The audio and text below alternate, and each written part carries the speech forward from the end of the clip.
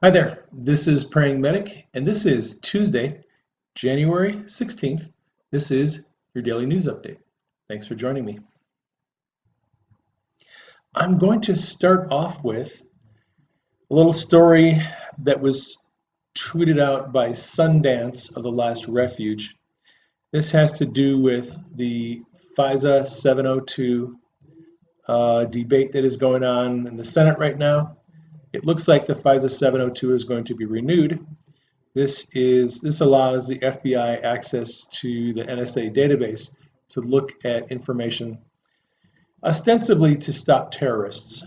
Unfortunately, it has been abused by people in the intelligence community, and they have illegally surveilled people, private citizens, and gathered their information. So there's some debate over that. The interesting thing is that Bruce Orr, who is the Deputy Assistant Attorney General, who's mixed up in this whole Steele dossier thing, he was supposed to testify, and they have pushed back his testimony to mid-February. Not surprising, because if Orr were going to testify, he was going to talk about the FISA 702 abuse. They would ask him about that. And then somebody would have to report on that, and there would be reports coming out in the news about the abuse of FISA 702 at the same time they're trying to get this thing renewed. So they're pushing it back because they want to get FISA 702 reauthorized, and then they're going to tell us how badly it was abused. Devin Nunes, who is chair of the House Intelligence Committee, said later this month, after the FISA 702 debate has calmed down, he is going to tell the full House of Representatives about the abuse that he has seen. There are people that are requesting all of the documents be declassified and unredacted so that people can understand how this intelligence system was abused. So it's going to be kind of a big deal. You'll see more information on that in the coming weeks. Just a heads up. Let's see. The president had his physical today, and the president requested a cognitive exam, one of the most difficult cognitive exams. It is used to determine things like Parkinson's and Alzheimer's, and it tests your ability to think and process. And he scored a perfect score on his cognitive exam today. Physical exam went great. Doc said, you're about 15 pounds overweight. Other than that, you look great. So it looks like the president is in good shape. He is in good health. And we all knew, if you follow the president, you follow my broadcast, he is a stable genius. And now we have a doctor's assessment that he is a stable genius. So we have that to, and I'm sure the media is not happy about that either. They were really trying to work that narrative that from the book that Trump, is forgetful and he's not doing all that, not all that mentally sharp. And it's just a false narrative. We're going to talk about false narratives tonight, by the way. Interesting story from the Washington Post. Nearly all the members of the National Park Service Advisory Panel resigned in frustration. This evidently over the last week or so. This is an advisory panel. It's not actual national park workers. It's an advisory panel. And their frustration is that Ryan Zinke wants to give back a lot of federal land to the states and to private landowners. And these are bureaucrats who feel like the federal government should be taking more land. And Zinke is like, no, we're going to give land back to the states. We're going to give federal land back to the people who should have it. And so there's a little clash of ideologies going on in the Department of Interior. So thought you might be interested in hearing about that. There was a article from Financial Times, and this is related to a story I reported a couple days ago, that Germany has decided to get out of their deal on carbon emissions and reducing greenhouse gases because they're not going to meet their goals for 2020. And now there's an announcement that the UK is also announced that they are not going to meet their goals for carbon emissions for 2020, or probably for 2030. So they're looking at backing out of their deal, their commitments to reducing greenhouse gases, because they were really, I think, unrealistic goals in the first place. And it's just ironic that the president got us out of these deals of the Paris Climate Accord, and the nations who were criticizing and screaming at us because we decided to get out of them, those nations themselves are not going to meet their goals. So what I don't understand why people are so why they can't see that this is just it's a false narrative. It's about taking our money and putting us in an economic disadvantage. Hypocrites, correct. This is something I'm going to throw out there, and you won't necessarily be able to make sense of it right now. But Michael Cohen, who is Trump's personal attorney, has been wrapped up in this Russia collusion investigation. And the reason why Michael Cohen, and his name appeared in the dossier that was created by Fusion GPS. Well, they put him in the dossier because they had some intelligence that he had gone to Russia and I think the Czech Republic. And unfortunately for them, the intelligence they got was bad. It wasn't the Michael Cohen who was Trump's attorney. It was a different Michael Cohen. And now Michael Cohen is suing Fusion GPS for libel and slander. And they probably deserve that because, number one, they got the intelligence illegally, and number two, they weren't very careful about putting it together. So you're going to see this become a little bit bigger story down the road. I'm just giving you this to kind of make you aware that that is a thing that's going to become a bigger thing. Because when his case goes to court, they're going to ask him, where did the intelligence come from that made you think this guy went to Russia? And then Fusion GPS will have to admit, well, we kind of had illegal access to the FISA 702 database that the FBI let us get in there, and we got information. And it's information we weren't supposed to have. And we kind of came up with the wrong information.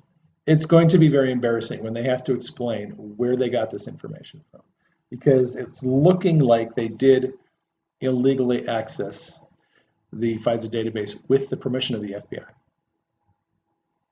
And if you see me tweeting about that, now you know what I'm tweeting about. And if you've been following my broadcasts, you should be up on that. The House Intelligence Committee interviewed Steve Bannon today. Bannon refused to answer some questions, so they're going to issue a subpoena. Or I think he may be under a subpoena already, and he has refused to answer some questions. With grand jury thing. Really? That's what I read. I did not know that. Denise is saying that Bannon is going to testify before a grand jury. Okay, I did not know that. That's news. I mean, I only saw one headline, so who knows? Okay.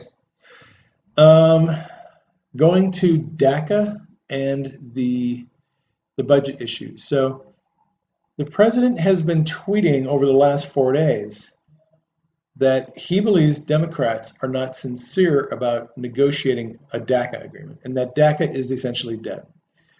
I noticed that Speaker Mitch McConnell tweeted out tonight. He believes that DACA is pretty much dead for this negotiation. They're negotiating it. It looks like they're going to do another 30-day continuing resolution. We're going to fund the government for another 30 days, and we're going to be back here in February going at another try to get a one-year budget. They just keep on doing a 30-day continuing resolution, which is kind of frustrating. But McConnell has said that they're not going to put DACA on this. There isn't an organized effort to negotiate DACA, so it looks like they're going to do a continuing resolution with no DACA, just to let you know where that's at. And Chuck Schumer has been screaming at the president that he needs to get on board and get a DACA deal done before it's too late. And I don't know what he's been smoking, but Too late for who? Too late for Trump. Chuck Schumer told Trump, "You better get on board and get a DACA deal you've sealed before it's too late." And I'm like, Doesn't need to do it. Trump doesn't need DACA. Chuck Schumer wants DACA, and he's probably not going to get it. All right. Let's see. Scrolling along, Bitcoin has fallen 25% to $10,200 on the Bitsmap exchange. Bitcoin, Litecoin, and other cryptocurrencies have been getting hammered pretty hard lately, especially since South Korea has taken a position where they're going to essentially outlaw cryptocurrency. And now there's concern that our other country is going to make Bitcoin or cryptocurrencies illegal. So cryptocurrencies are taking a hit right now. Let's see. I am scrolling. Oh, the Secretary for Department of Homeland Security, Kirstjen Nielsen, had a toe-to-toe with some people in Congress today over different issues. One of the things that came out of it is she said, we are looking to prosecute mayors and potentially governors who refuse to enforce the immigration laws, the so-called sanctuary cities. The Homeland Security's position, and this is the position of the Department of Justice too, is that federal law is federal law. If you break federal law, you're going to be prosecuted. And mayors do not have the right to decide they don't want to enforce federal immigration law. So we are going to see a showdown, and you might see some mayors of some cities getting arrested if they refuse to enforce immigration law. This is going to be a big issue. Over the next 6 months, I think it's going to, as tense as it is, it's going to get even worse. This is not going away. And Trump and his people are not budging. They're saying, look, we're law and order. We're a nation of laws, and we're going to enforce immigration laws. So it's going to be interesting to see how that plays out. There was a former CIA agent who was arrested last night on charges of unlawful retention of classified defense information. That was on the Justice Department website. Let's see, scrolling along here. And I'm going to get to this story next. That'll segue to our next story. Japan issued a false alarm missile launch alert, similar to the one that happened in Hawaii. Today, there was a false alarm missile alert in Japan, which is why I was wondering if Kazuko, our friend Kazuko, got that alert. And the interesting thing is, I'm looking at this from the Reuters article, and I'm going to read you to the headline. Japan issues false alarm over missile launch days after Hawaii alert, and then the subtitle is Japanese public broadcaster NHK issued a false alarm on Tuesday saying North Korea appeared to have launched a missile and is urging people to take shelter. Okay, there are other reports that are saying that there was a second false North Korean missile alert. Our friend James, I'm sure James is probably on here, pointed out something interesting. He said, okay, if a news outlet is reporting that this was a second false alert on a North Korean missile, when was the first one?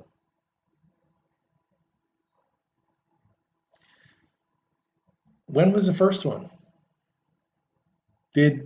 Was the one in Hawaii, was that a North Korean missile launch? Because we've been told there was no missile launch. It didn't have to do with North Korea. But they're saying this was a second North Korea-related missile alert failure. Now, I'm going to ask you to think about this. If they're telling us that there were two North Korea-related false missile alerts, what does that tell you? They're saying the first one was about North Korea. Was it about North Korea, really? Now, put on your thinking cap. There was no missile launch. North Korea wasn't involved. why are they saying the Hawaiian missile alert was North Korea related? Because, and this is, I wrote a thread on Twitter this morning, and this is what it's about. It is about, as soon as that missile alert went out in Hawaii, Tulsi Gabbard, who is the representative from Hawaii, got on and she did a little tweet storm. And I will read some of her tweets to you because I find it very interesting how she took this whole thing and made it about North Korea. And it really wasn't about North Korea. And I think there is a purpose as to why they made this about North Korea. And you'll see it. You're smart. You'll figure it out. So as soon as this missile alert came out, Tulsi Gabbard goes out and she tweets out, everyone in America needs to understand that if you had to go through this, you'd be as angry as I am. I've been talking about the seriousness of this threat for years. So she sends out several tweets about how serious it is, how frightened people are, how unfair it is, how, it's, if you get a missile alert that there's incoming missile from someplace, and you think, okay, we've got like 20 minutes and we could die, right? It's obviously emotionally traumatic. I get that. You get that, right? But in her 6th and 7th tweets, she doesn't just talk about the emotions and the trauma. She talks about North Korea. Our leaders have failed us for decades, refused to take this threat seriously and prevent a nuclear North Korea. And the people of Hawaii are now paying the price. And Donald Trump is taking too long. Now is not the time for posturing. He must take this threat seriously and begin to direct talks with North Korea without preconditions, de-escalate, denuclearize North Korean peninsula. There's no time to waste. So she takes an opportunity to take a swing at Trump and accuse him of not doing enough with respect to North Korea. And the missile alert is the event that allowed her to bring her narrative into the public. Now, once you have a representative from Hawaii talking about Donald Trump, North Korea, now you have the beginning of a news cycle. And guess what happened? A news cycle began based on that false missile alert. It took Hollywood about 1 hour, maybe less, to start tweeting about what a horrible, wicked, evil person Donald Trump was. Scott Dickerson tweeted out a picture of a guy holding a gun at somebody's head, everyone in Hawaii this morning. Montel Williams, anyone else wondering why the hell real Donald Trump didn't tweet about this morning's false alarm in Hawaii? Too busy golfing? Or doesn't he care since it's not about him? Jeffrey Wright. Crickets from real Donald Trump as Hawaii receives a false incoming missile alert. Too busy sexting Stormy Daniels, I reckon. George Takei. The emergency alert in Hawaii of an incoming ballistic missile was issued in error, but it's so very much a sign of our times. His second tweet. Kind of missed the days where there weren't Nazis in the streets, North Korean ballistic missile alerts, and Russians crawling all over our poop hole presidency. Jim Carrey. I wake up this morning in Hawaii with 10 minutes to live. It was a false alarm, but a real psychic warning. If we allow this one-man Gomorrah and his corrupt Republican Congress to continue alienating our world, and he goes on to rant and rave about what an evil person Trump is. Jeff Guterman takes a shot at Trump. No one is bombing Hawaii. An emergency alert saying a ballistic missile was heading toward the state caused panic, but it was a false alarm, and Trump golfed throughout the entire episode. Let's see. And it goes on. Kurt Eichenwald. Given that POTUS apparently did nothing but golf while Hawaii was freaking out over an incoming missile attack, Kim Jong-un now knows how to launch a first strike. While Trump is in office, just wait for him to go out on a weekend golfing. Sean Astin, Hollywood actor. The fact that Trump hasn't communicated to people of Hawaii, the nation or the world since the missile attack and the false alarm and North Korea problem looming is a dereliction of duty. Invoke the 25th Amendment, impeach him and remove him immediately. He is divorced from reality and a danger to the world. It gets better. Jamie Lee Curtis got on Twitter and went on a holy tear. Trump is incompetent. He's obnoxious. He is self-centered, self-absorbed. This is all his fault. It happened on his watch. There's no excuse. So Hollywood goes ballistic on Trump over this and blaming him for somebody inadvertently or whatever, incorrectly pushing some buttons in Hawaii. And they go off on him. Now that you have Tulsi Gabbard, who made this about North Korea, and you have all of Hollywood screaming and ranting and raving about it, the media gets involved. MSNBC, they get Tulsi Gabbard on and they have a little interview with her and they're quoting her. Leaders have failed us. Donald Trump is taking too long. Newsweek publishes an article. Here's the headline. Trump said nothing on Hawaii missile alert, but took the time to retweet a Pizzagate conspiracy theorist and attack Michael Wolff. Huffington Post. Donald Trump stayed on the golf course as Hawaii panicked. CBS News, President Trump tweets about deranged Michael Wolff in his first statement since Hawaii's false ballistic missile alert. And it goes on and on and on.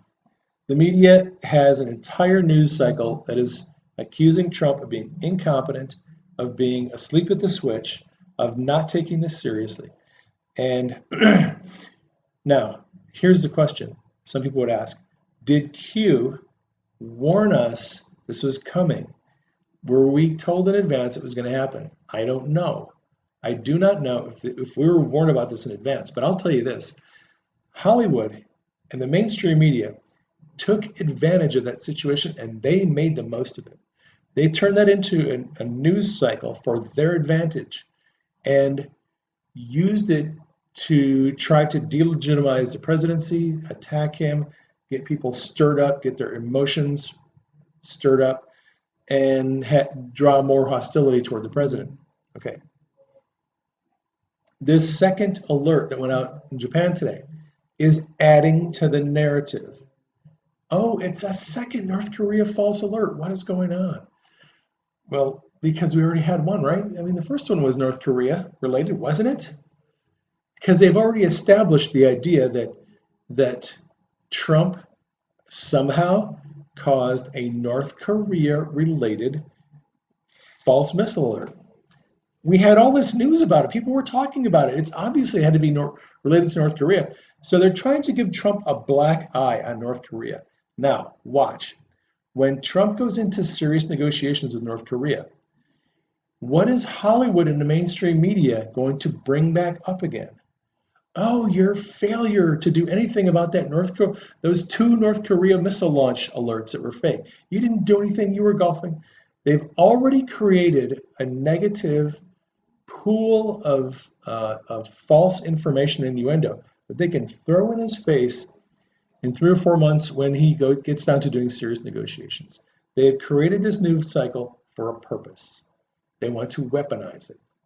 That is how the mainstream media and Hollywood take something like this and weaponize it. Just to let you know, all my scopes that I do on the news, they're all on YouTube. If you want to catch later, go to YouTube and you can watch them, you can share them. YouTube is warning people. Although, evidently, I crossed a line. One of my friends said, hey man, you are now part of the Cool Kids Club. I'm getting a warning from YouTube saying that your YouTube channel is now considered possibly dangerous. Ooh, this could be false information. It doesn't line up with Google's narrative. So now my YouTube channel, you may get a warning if you watch my videos on YouTube. Yes, I'm totally serious. A friend of mine texted me last night. He was watching my news broadcast on YouTube. He goes, yep, you're in the Cool Kids Club now. Google is now sending out warnings about your channel. It's the same kind of warnings that they send out on Alex Jones and Paul Joseph Watson. Anyone who is not lockstep with the leftist narrative, you get a warning. So good for me. My channel is not monetized, so I don't have to worry about that. Yes, I am dangerous. Ice. I am dangerous. How about the Yeah, no DACA. It's looking worse and worse for DACA. You know, here it is, middle of January. They have to get DACA solved by March or it goes away. And Congress is not really all that hip to negotiating about it. Trump wants the wall. Trump wants border security. Trump's like, I will give you DACA. We can keep the dreamers here. Give me my wall. Give me my border security. And they will not negotiate. They won't do it. So if the Dems are not going to negotiate, DACA ain't going to happen. It's just not going to happen. They have to negotiate. Most of my dreams lately have been about Sundance, the last refuge, and what Sundance is doing. How Sundance is digging into this information with the corruption and the weaponization of the Department of Justice and the FBI. Those are the things I've been dreaming about. That is why I have not been teaching a whole lot or writing about healing and the miraculous. It's because God has me on this assignment right now, and it's mostly political and current events. And it has to do with digging into what's going on with the corruption in the intelligence community. So that's why, yeah, the last refuge. That's why I'm on here doing these news broadcasts. I never thought I'd be doing these, but I'm just trying to obey God and do what God has asked me to do. And look, I'll tell you this. I try, I'm not perfect. I don't succeed all the time. But I try to obey the assignments that God gives me. And that can be a little bit tricky because my assignments continually change. For a season, it'll be teaching on emotional healing or working with people who need emotional healing. And then for another season, it'll be physical healing. And then for another season, it'll be doing a class on seeing in the spirit, seeing visions, things of that nature. And sometimes I have these short seasons where I will write about healthcare, where I'll have a lot of dreams about healthcare or politics. And it's always switching back and forth. I never really know where it's going to go. And for the last 2 or 3 months, he has been asking me to do these news broadcasts and stay up on current events and do research on the news and the intelligence community. And, you know, my friends on Facebook, I'm sure, just hate this because they're like, oh, we like the old praying medic who would always talk about healing and stuff. I'm like, well, I'm still the same praying medic. I just have a different assignment right now. And, you know, if you're not used to people who switch gears and just go on different assignments, that's what I'm trying to do right now. I'm trying to follow. You know, Jesus said, the Son can do nothing of himself, but only what he sees the Father doing. He said, I have come to do the will of the one who sent me. And if you are a child of God, it's not your obligation. It is your opportunity. It is your pleasure to do the will of God, to find out what God's will is for your life and do it. That is what I'm trying to do. God has shown me this is what I want you doing right now, and I'm happy doing it. And, you know, I don't know how long it's going to last, but that's why I'm doing what I'm doing. it was suggested that you should have another channel for your spiritual stuff so you don't lose it in case YouTube Another shuts channel? you down. I can't make another YouTube channel. They're not going to shut me down. If they do shut me down, God will figure something out. I'm not worried about it. That is it. I think I'm going to let you guys go. Sorry I was on so late tonight. I got to get this edited and put it up on YouTube. Take care. Love you all. This is Praying Medic. I'll catch you on the next broadcast.